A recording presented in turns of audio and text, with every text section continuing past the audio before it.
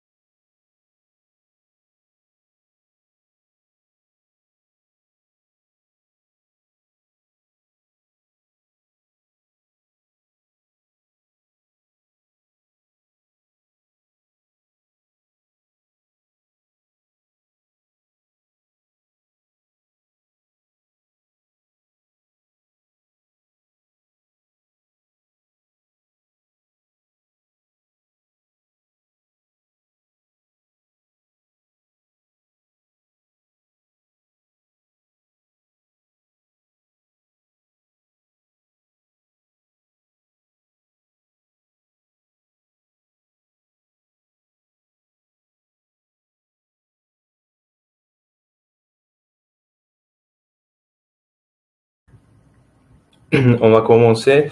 Peut-être avant de commencer, est-ce que vous m'entendez bien? Si vous pouvez mettre dans le chat, ça va être très bien. Non? Oh, très bien, apparemment c'est bon, il n'y a pas de problème. Merci de participer dans notre webinaire au sujet de solutions Kupfo pour le bois. Je m'appelle Iman, l'ingénieur de train chez Hilti. Je suis dans l'équipe INI, énergie et l'industrie. Bon, je dirais pour toute la Belgique. Et normalement, je dirais, nos clients et surtout nos projets, ça sera dans le domaine de l'énergie et industrie. N'hésitez pas de mettre vos questions dans le chat. On va regarder toutes les questions à la fin du webinaire. Bon.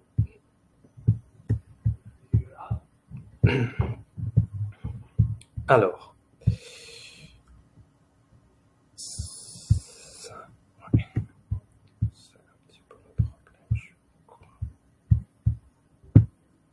Il y a un problème technique, je ne peux pas avancer sur les diapos. Ça ne vient pas. Ah oui, maintenant c'est bon. D'accord. Quand on a dit, s'il vous plaît, n'hésitez pas à mettre vos questions dans le chat. Alors, notre agenda aujourd'hui, on va parler de problèmes environnementaux. Après, on va regarder ensemble les différents types de bois. Pourquoi on a besoin de comportementage et après les comportements de bois face au feu, les solutions existantes pour quand on a le bois comme le matériel de base, et après on va regarder les documentations et à la fin une petite application, on l'appelle logiciel Kupfo, ensemble. Alors, la question, pourquoi le besoin de bois augmente? Normalement, ce qu'on voit, 4 à 8% des émissions mondiales de CO2, ça vient de béton et l'industrie du béton. Alors, c'est pas trop, mais c'est quand même important. Et après, normalement, le béton absorbe le chaleur du soleil et partage les gaz à effet de serre. Ça peut être encore très, très important. Ensuite, avec la vitesse de construction actuelle, l'industrie du ciment aura vers 20% de croissance. Ça aussi, dans le futur, ça va être un souci très, très important. Et donc, plus en plus de CO2 et problèmes environnementaux. Je pense que vous avez déjà entendu de PAC vert européenne qui nous impose en fait de réduire, comment dirais-je, l'émission CO2 et à la fin arriver à neutralité carbone en 2050. Il faut alors limiter l'utilisation de matériaux à très fort important carbone, comme le béton absolument, et focaliser sur les matériaux biosourcés et renouvelables comme bois. Donc ici, on voit clairement, comment dirais-je, la demande et à la fin, l'utilisation de bois, ça augmente fortement. C'est pas vraiment première fois qu'on entend qu'on utilise le bois. Déjà, il y a pas mal de projets.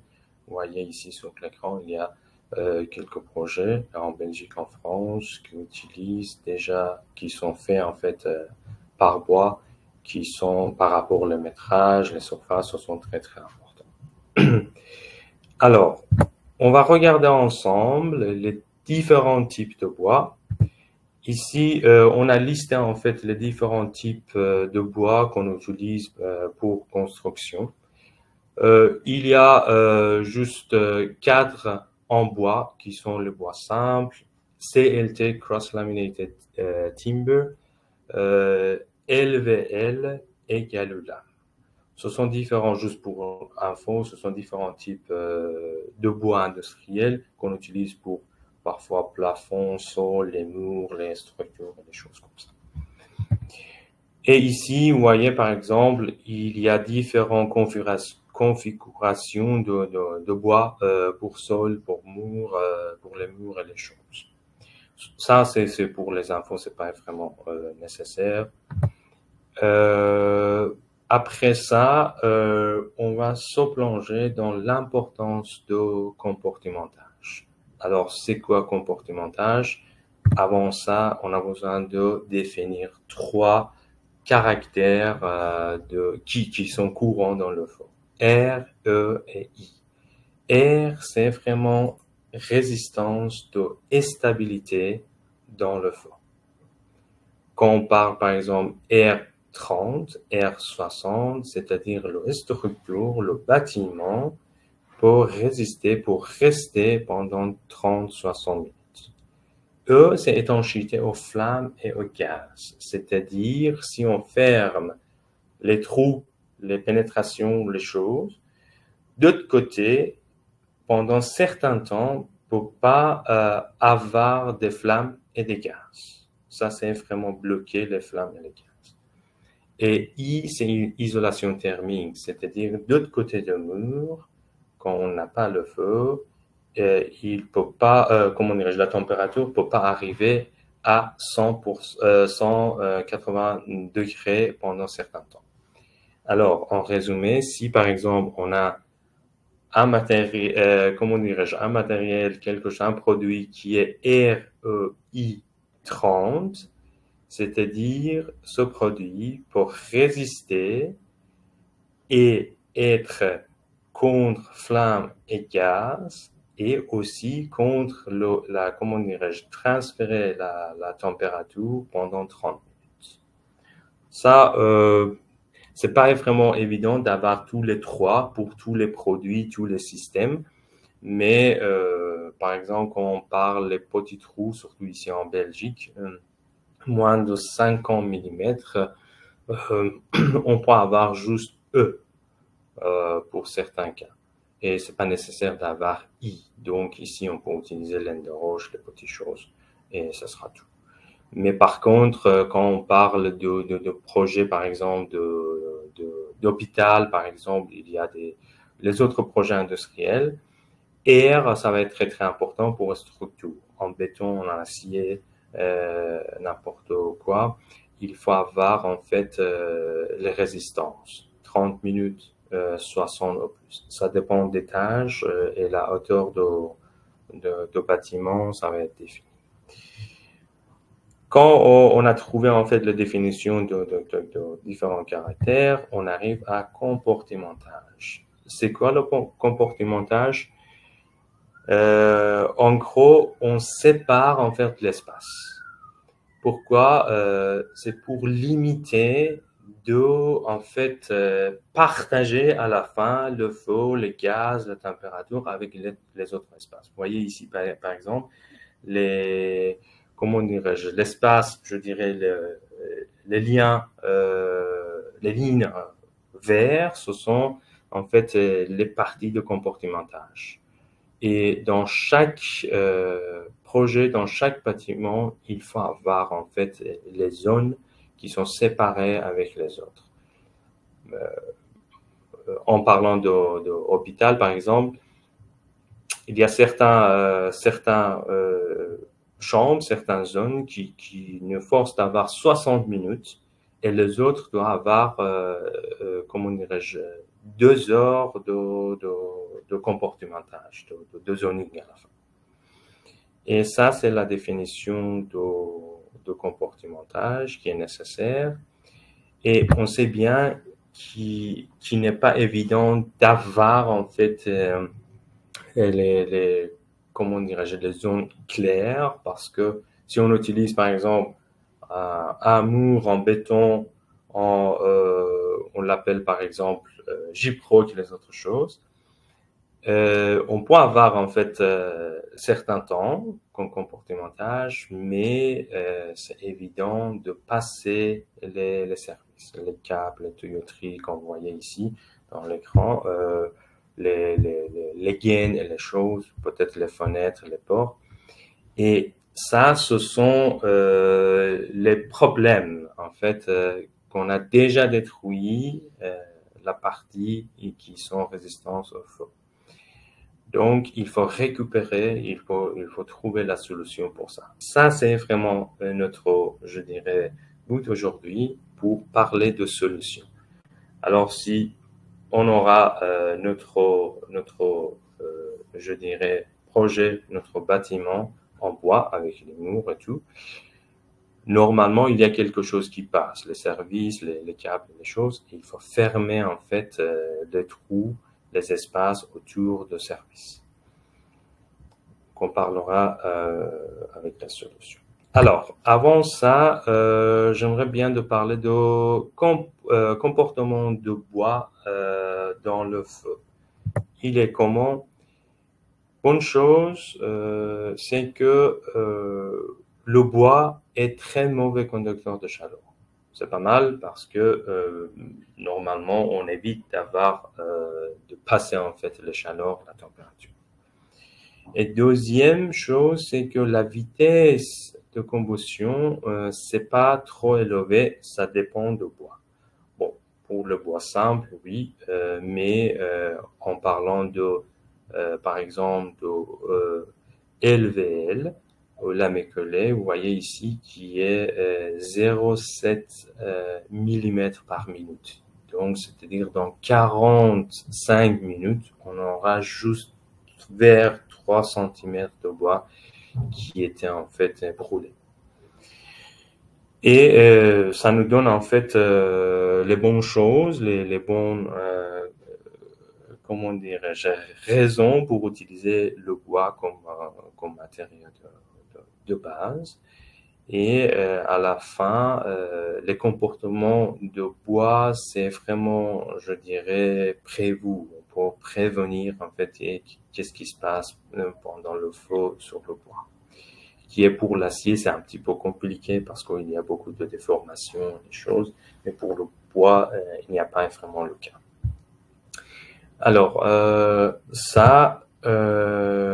j'ai déjà parlé. Alors, on arrive sur les solutions qu'on a parlé avant. Pour trouver la solution, on a besoin de différents, je dirais, infos comme input. Et ça commence comme ça, par exemple. D'abord, on doit savoir, on parle de quel type de situation. C'est verticaux, ce sont les situations verticaux ou horizontaux. Et certainement, le matériau de base, comme notre sujet aujourd'hui, c'est le bois. Type de traverse qu'on a parlé, on parle de les tuyaux, les câbles, comment dirais-je, tous les deux en fait, ou bien les gaines et les autres choses qu'on doit savoir. Est-ce qu'il y a d'autres choses à considérer, par exemple, s'il y a ça s'appelle comment, de l'eau, de pluie, vous voyez, et s'il faut en fait résister au son, par exemple, ce sont quelque chose qu'on doit savoir. Et à la fin, comment dirais-je, le temps qu'on doit considérer. Normalement, après avoir tous les infos, on arrivera à un, deux, peut-être plus produits pour proposer.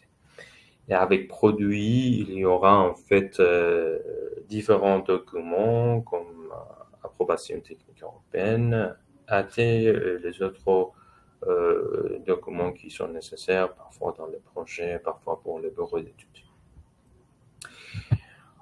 Pour vous montrer il est comment les applications, vous voyez ici à gauche, il y a quatre, je dirais, situations, quatre groupes: applications électriques, mécaniques, mix et joint.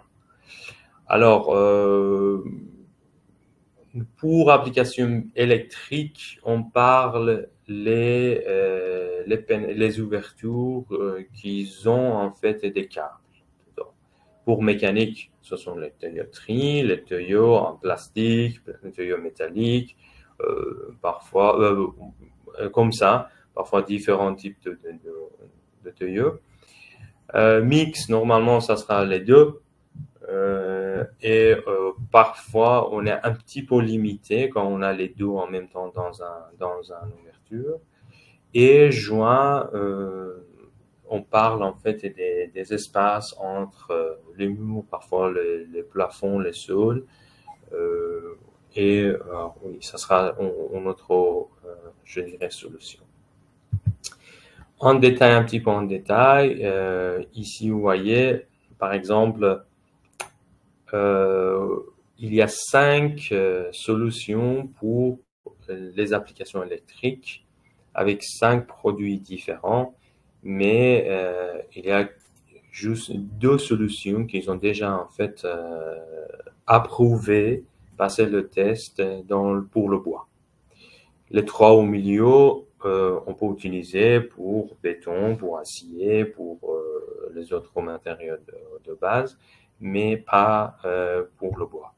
Qu'est-ce qui se passe si on utilise? On ne sait pas. Honnêtement, il y a les tests en cours, il y a les tests qui sont finis et les processus pour avoir un test un petit peu long.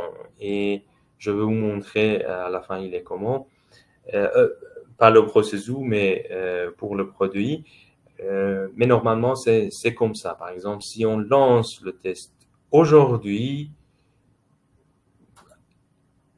comment dire, arriver à approbation technique européenne, ça prend trop de temps. Ça prend un petit peu de temps, je dirais, dans d'autres, parfois plus dans d'années, on va arriver à ça. Pour les applications mécaniques, c'est comme ça. Vous voyez, il y a différentes solutions, mais ici, on a plus de solutions parce qu'on utilise les bandes, les choses qui sont déjà approuvées, qui sont déjà testées. Pour mix, plus ou moins la même chose. On peut utiliser la mousse, les briques qui sont un petit peu, je dirais, importants parce que sur le brique, on a pas mal de solutions avec différents matériaux de base et c'est facile à utiliser. C'est très rapide. Pour les joints, plus ou moins la même chose. On a différentes solutions qu'on a juste testé un produit pour ça. Est-ce qu'il y a des questions pour le moment? Non, on va regarder à la fin. Alors, par rapport aux documentations, quand j'ai dit, vous voyez ici, il y a différents produits avec les tests, les rapports qui sont passés et tout est en ordre. Mais à part de tous les tests, tous les produits, pour le moment, quand je parle, il y a juste 2 produits en fait qui ont déjà approbation technique européenne. Et en fait, les tests, ils ont déjà commencé, je ne sais pas, ça fait au minimum 3 ans, 4 ans. Et vous voyez ici, l'année passée, on a reçu l'approbation pour les 2 produits ici. Comment on peut vérifier, comment on peut regarder sans avoir besoin je dirais, des ingénieurs Hilti? Il y a une application logicielle que je vais vous montrer. Alors, pour application, pouvez utiliser vous-même simplement. Mais il faut savoir que si vous ne trouvez pas en fait votre solution dans notre application, notre logiciel, comment dirais-je, essayez de nous contacter. Ça, c'est une autre chose. Parce que toutes les choses, quand je vous ai montré tout à l'heure, il y a la solution. On peut passer avec jugement ingénierie, mais il n'y a pas de AT pour ça. Donc, c'est pas mal si vous pouvez communiquer avec nous, avec votre, je dirais, expert chez nous, pour juste échanger votre situation. Après, on va voir si on peut fournir quelque chose en plus de logiciel. Alors, logiciel, on va mettre le lien sur chat peut-être, mais je pense que je peux ouvrir.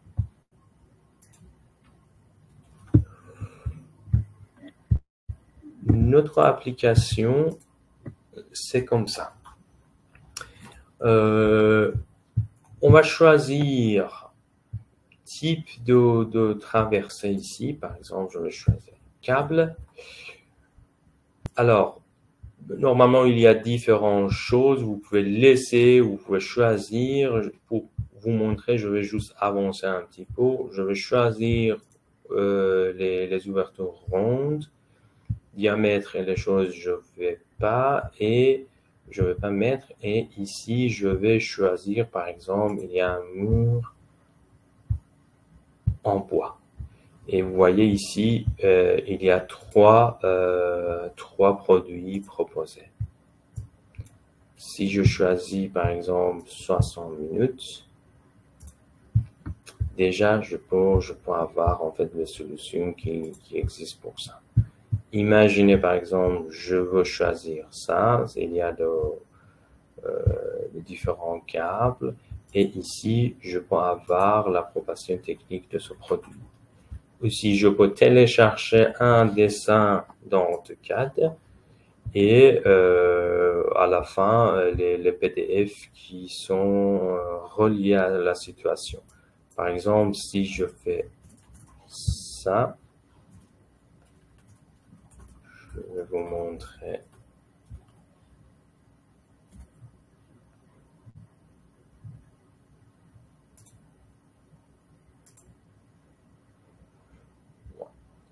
Et ça, c'est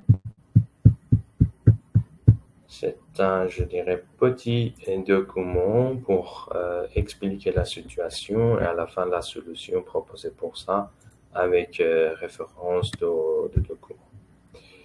Et c'est tout. Moi, j'ai pas mis tous les infos, tous les inputs, mais vous pouvez le faire, vous pouvez essayer. On a déjà mis le lien, donc vous pouvez essayer maintenant et me dire est-ce qu'il y a des problèmes et des choses. Mais oui, ça sera en fait, ça sera notre application qui est très très simple, facile à utiliser et normalement jusqu'ici, j'avais personne qui me dit oh, c'est difficile ou c'est pas facile à utiliser. N'hésitez pas à utiliser et s'il y a des questions, comme je dis, mettez-le dans le chat, on regardera à la fin. Alors,